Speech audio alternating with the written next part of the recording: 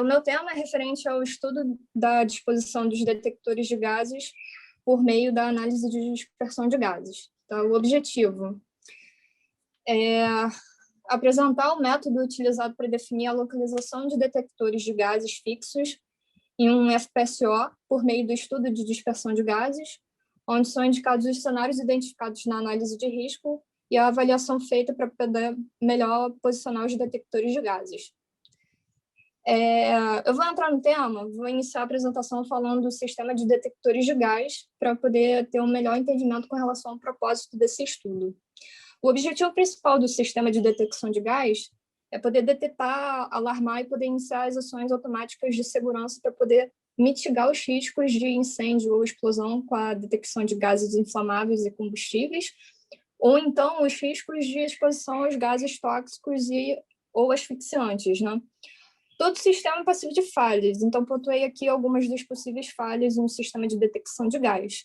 O primeiro é a disponibilidade do sistema de detecção de gás, que é em virtude da falha de algum componente do sistema, que pode ser por conta de algum problema no software, firmware, hardware, incompatibilidade entre versões, né? E a outra é a cobertura inadequada do sistema. Seria a falha em detectar um tipo definido e a dimensão do perigo por conta do tipo de detector que foi instalado ou a quantidade ou a localização inadequadas dos detectores, né? Esse vai ser o foco do estudo. E apesar de ter padrões aplicáveis para poder elaborar um projeto de um sistema de detecção de gás, é muito difícil projetar um sistema que seja robusto, que evite os tipos de falha, que seja por software ou cobertura inadequada, né? Existem vários fatores específicos que acabam influenciando nessa capacidade do sistema de funcionar adequadamente. E como melhorar essa cobertura, né? Durante a fase do projeto de detalhamento, é realizada a análise de dispersão de gases, o estudo de dispersão de gases, né, no caso, para poder determinar o posicionamento ótimo dos detectores de gás nas áreas abertas, mostrando a eficácia de cada localização do detector e o atendimento aos critérios de votação para o início das ações de segurança. Esse estudo leva em consideração as recomendações dos fabricantes dos detectores, as normas e recomendações internacionais, que devem ser aprovadas por uma sociedade classificadora em caso de uma unidade flutuante e deve ser apresentada antes da implementação dos resultados do estudo. Como já... Peraí. Ixi, travou. Voltou. Como já comentei, né, o sistema de detecção de gás, então agora eu vou falar um pouquinho sobre as tecnologias existentes dos detectores, tá? Cada detector possui um princípio de funcionamento e são utilizados para detectar determinados tipos de gases. Por isso é importante ter o conhecimento para poder melhor selecionar os detectores a serem utilizados na simulação de cada cenário. Aqui são representados alguns dos principais tipos de detectores existentes. O primeiro aqui é o catalítico, né, que oxida o gás, combustível e converte mudança de temperatura em um sinal elétrico. É o mais comum para a medição de gás combustível, como o metano e o propano. A gente tem um sensor eletroquímico que mede a concentração de um gás alvo, oxidando ou reduzindo esse gás, e o eletrodo mede a saída de corrente elétrica resultante. Esse sensor é usado para detectar gases tóxicos e o oxigênio. E a gente tem os sensores infravermelhos que funcionam com a base no princípio da absorção de luz, né? Cada gás absorve a luz de uma maneira diferente. Esses também são utilizados para detectar uma ampla gama de gases combustíveis. Eu vou falar aqui um pouquinho também sobre a lógica de votação para poder continuar o entendimento. A votação é uma técnica utilizada para poder aumentar a segurança e a disponibilidade e produtividade da planta, garantindo que uma falsa detecção não cause falsos alarmes ou shutdown da unidade.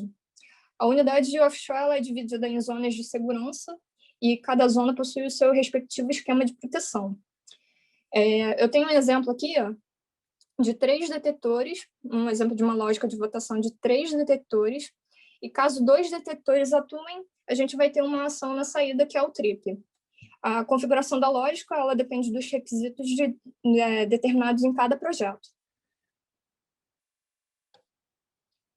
Para realizar o estudo de dispersão de gases, né, agora entrando na parte dos estudos, é necessário a gente ter algumas informações mínimas, como a configuração da plataforma, a condição do processo, condições meteorológicas que são importantes para poder fazer a simulação dos cenários.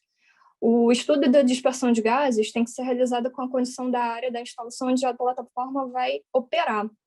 Então, são considerados a velocidade, a direção do vento, as frequências da velocidade e direção do vento, e, além disso, é também preciso conhecer o aproamento, que é o posicionamento da linha de centro da unidade em relação ao norte verdadeiro.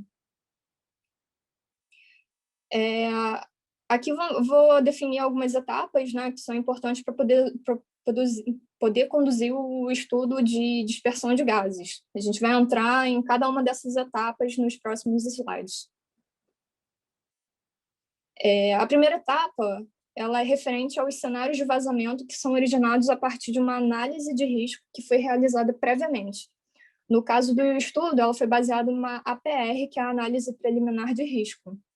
A APR é um estudo utilizado para poder identificar os perigos existentes em cada área da instalação e analisar qualitativamente o risco dos cenários relacionados à perda de contenção primária da planta, de processo, e ela é elaborada baseada nos documentos de detalhamento do processo, como diagramas de fluxo, arranjo dos equipamentos, e ela é realizada com a participação de várias disciplinas, né? Ela é multidisciplinar. A partir dos cenários da PR, são identificados os cenários com a liberação de gás nas áreas de instalação e com possível migração desse gás para as outras áreas. Esses serão os cenários a serem considerados no estudo. Então, pontuei os quatro cenários aqui possíveis, né? O sistema de vent, que é o sistema de dispersão de gás, a exaustão dos turbocompressores, as tomadas de ar de compartimentos fechados, para identificação dos gases tóxicos, né?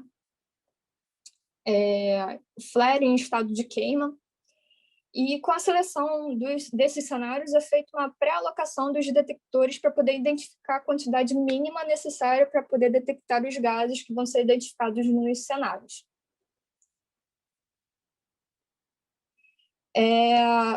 Aí a próxima etapa é a análise das características dos gases, né? Nesse estágio foi avaliado as propriedades físicas e químicas dos gases relacionados aos cenários de vazamento, com base na documentação de projeto. O foco aqui da avaliação é definir a composição do gás e a taxa de vazamento que vão ser considerados nas simulações. Esses dois parâmetros são muito importantes para poder direcionar a posição dos detectores de gás, porque eles possuem impacto significativo no comportamento das nuvens de gases que vão se formar. Quando os sistemas apresentam variações na composição do gás, precisam de uma avaliação para poder definir qual composição vai ser utilizada na simulação. No caso do FPSO, desse estudo, foram definidos 3 critérios para as simulações, que é o HC mínimo, o CO2 mínimo e o HC-CO2 médio. No caso do HC mínimo, é quando você tiver principalmente hidrocarbonetos entre todas as composições dos gases previstos no sistema. Então, na menor nuvem de gás gerado pela simulação com esse mínimo quantitativo de hidrocarboneto, o detector de gás vai ser capaz de detectar todo o range da composição do sistema. E o CO2 mínimo também vai ser a mesma condição, só que quando apresentar principalmente CO2 entre todas as composições dos gases previstos naquele sistema. No caso do HC-CO2 médio, é quando a gente tiver hidrocarboneto e CO2 com o mesmo tamanho de nuvem, no caso. As taxas de vazamento vão depender agora do objetivo da análise, se vai ser para locação de detectores em áreas abertas ou se vai ser para avaliar a possível chegada de gás nas tomadas de ar dos ambientes fechados das instalações. De acordo com a norma desse projeto, as taxas de vazamento que foram consideradas são essas 3 que estão classificadas, né? Como pequenos, médios e grandes. No caso das taxas pequenas, né, das pequenas taxas de vazamento, elas são mais utilizadas com o objetivo de de alocar os detectores de forma preventiva para gerar informações sobre a ocorrência do evento de liberação de gás antes que se formem nuvens com volumes e concentrações perigosas. Aqui eu vou falar um pouco da simulação computacional, né, dos casos que foram selecionados. Então, ela é a fluidodinâmica computacional. Foi utilizado o CFD, que é uma ferramenta avançada para poder realizar a análise do fluxo dos fluidos. Ela trata da simulação numérica de escoamento dos fluidos e transferência de calor e outros fenômenos relacionados, né? Para realizar a simulação computacional, foram considerados os cenários selecionados e o modelo 3D da plataforma. Uma das principais tarefas desse estudo é simular um conjunto de vazamentos perigosos e um conjunto de pequenos vazamentos que vão resultar na formação de nuvens perigosas de hidrocarbonetos, né? Isso vai ser utilizado para poder avaliar o comportamento de detecção de gás no sistema. Esse termo nuvem perigosa, ela é referente a uma nuvem que, se for inflamado, vai trazer consequências inaceitáveis. A modelagem de dispersão pontuada é realizada com uma combinação de condições de vento e características de vazamento que representam condições que são desafiadoras para o sistema de detecção de gás. Esses parâmetros do cenário, como pontos de vazamento e direções de vazamento, velocidade do vento, frequência do vento, são escolhidos de forma que a união de todas as nuvens de gás simuladas cubram todas as áreas relevantes. Os casos de vazamento considerados são escolhidos genericamente dentro de todas as áreas que contêm fontes de vazamentos confiáveis, que normalmente são todas as áreas que contêm hidrocarbonetos. O resultado da dispersão desses processos são processados com um programa de detecção para verificar a eficácia desses diferentes layouts de detecção. Nessa etapa, né, na análise das simulações, que a gente vai entrar agora, ela consiste no resultado da análise das simulações de forma a avaliar o comportamento das nuvens de gás sobre a plataforma e identificar a localização dos detectores de gás, considerando a filosofia da lógica de votação. Mesmo considerando vários cenários de pontos de vazamento, direção dos jatos e condição do vento, ainda há uma fração de possíveis cenários de vazamento na plataforma. A gente tem essa limitação por diferentes razões, como o número de pontos de vazamento, que é muito maior que o que consegue simular, e as condições de vento, intensidade de direção, que não são estáveis e podem mudar e variar a trajetória dessas nuvens de gás. Por isso, o resultado da análise é indicado sempre como uma diretriz para poder fazer o posicionamento dos detectores.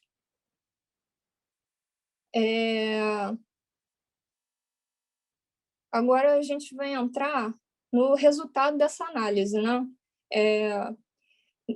Para gerar esse resultado da análise, a gente tem vários relatórios e para cada cenário que foi indicado, né? Mas como a gente não vai entrar em cada um desses cenários, eu já dei uma resumida aqui com relação aos cenários que foram selecionados baseados na APR, e o resultado foi verificada a necessidade de aproximadamente 350 detectores no FPSO, sendo 70% de detectores de hidrocarbonetos, 20% de detectores para CO2 e 10% de detectores para H2S, distribuídas no módulo do FPSO.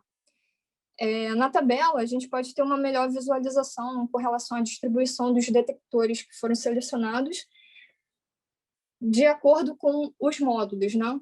E a gente pode verificar que a maior concentração, aqui eu não tenho descrito, mas eu posso informar que a maior parte da concentração dos detectores de gás é, consequentemente, onde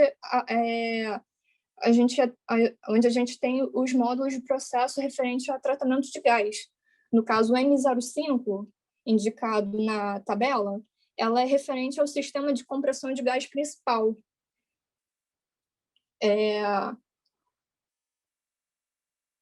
Vou chegando na conclusão aqui.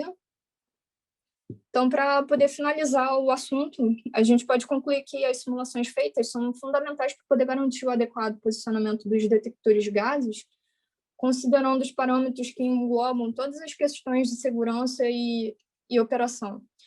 O conhecimento com relação à dispersão dos gases, os processos de produção da plataforma e o layout dos equipamentos, junto com essa ferramenta computacional CFD, permite ter uma avaliação quantitativa do sistema de detecção e um entendimento mais completo da estratégia de detecção que é necessário para poder atingir esses critérios de desempenho que são exigidos, minimizando o risco de um design inadequado, né? E também evitando uma falsa percepção da qualidade do design, porque a ferramenta permite dar a visualização do comportamento dos gases na plataforma. Isso tudo deve ser sempre complementado com as avaliações qualitativas e julgamentos de um corpo técnico da engenharia por conta das limitações da ferramenta.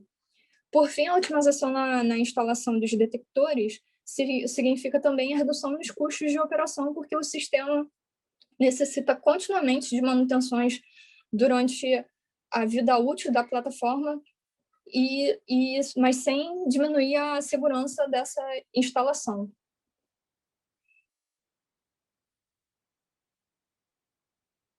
Por fim, obrigada.